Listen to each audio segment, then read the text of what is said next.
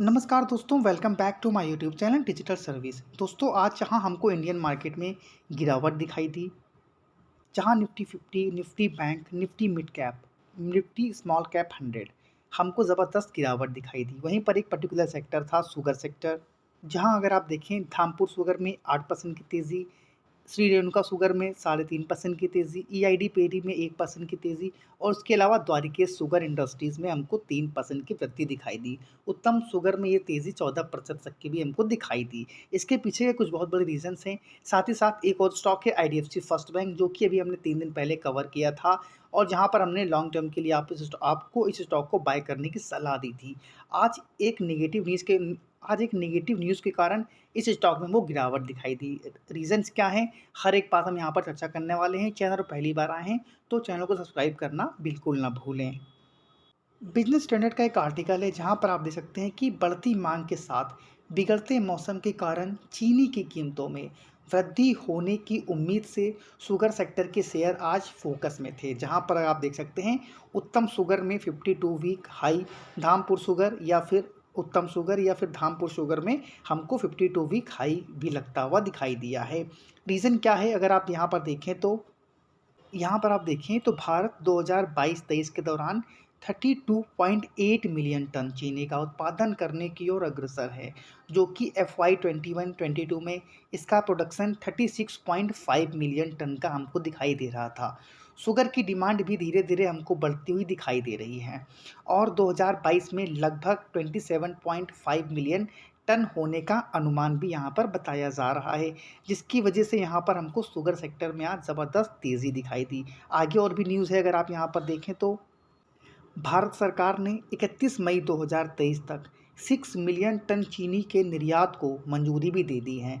इसका परिणाम ये है कि शुगर सेक्टर का जो सेशन है 2022-23 का, इसके अंत में ये जो स्टॉक है 6 मिलियन टन होने का अनुमान बताया जा रहा है, जो कि खपत के 3 महीने से भी कम है।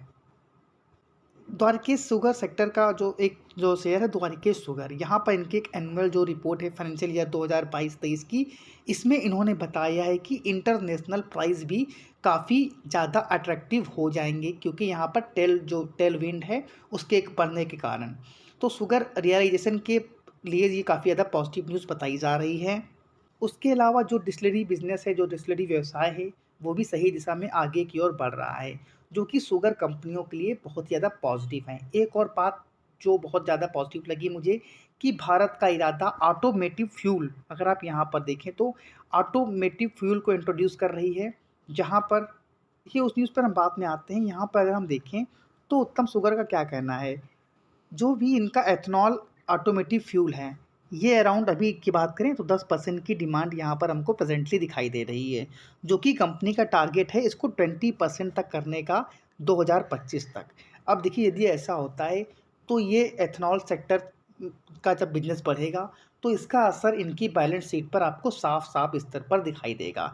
इसके अलावा एक और जो बात मैंने भी आपसे कही कि the government is going to introduce flex fuel vehicles on a large scale, यानी कि इस सरकार जो है बड़े पैमाने पर फ्लैक्स फ्यूल वाहन लाने जा रही है, जिसके कारण द्वारकेश शुगर ने कहा है कि flex fuel vehicles will required a higher percentage of ethanol, जिसमें जो इनका 2025 तक अपने एथनॉल को 20% तक जो 20% करने का लक्ष्य है, उसको काफ़ी ज़्यादा मदद मिलेगी ऐसा करने से।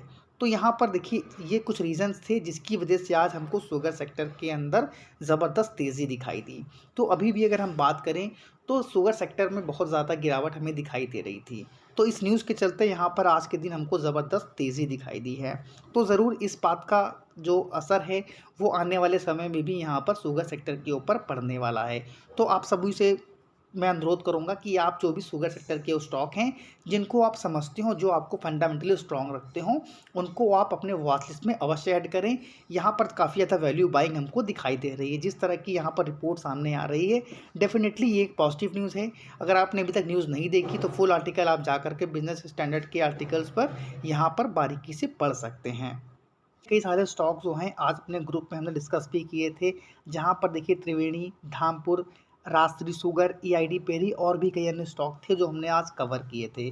तो आज जैसे कि आपने देखा कि शुगर सेक्टर में काफ़ी ज़्यादा डिमांड थी, तो इन सब शेयर्स में हमको अच्छी खासी तेज़ी भी दिखाई दी है। एक और शेयर है जहाँ पर इसका नाम है आईडीएफसी फर्स्ट बैंक, जहाँ पर हमको इंट्राडे के अंदर करीब-करीब 5.5% की गिरावट दिखाई दी। अगर हम बात करें बीते कुछ मंथ में, इस स्टॉक ने अपने निवेशकों को काफ़ी बेहतर रिटर्न बनाकर कर दिए हैं। लेकिन ऐसा आज क्या हुआ कि इस स्टॉक में गिरावट आई।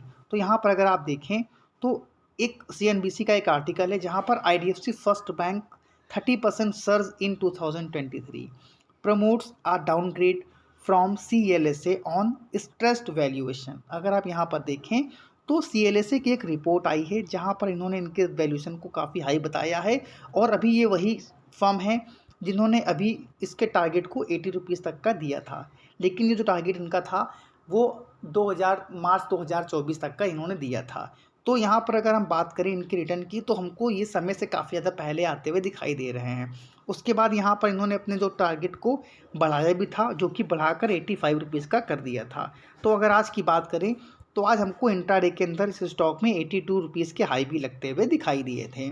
तो देखिए इस तरह की जो भी नेगेटिव न्यूज़ हैं, पॉजिटिव न्यूज़ हैं वो मार्केट में ज़रूर आती रहेंगी।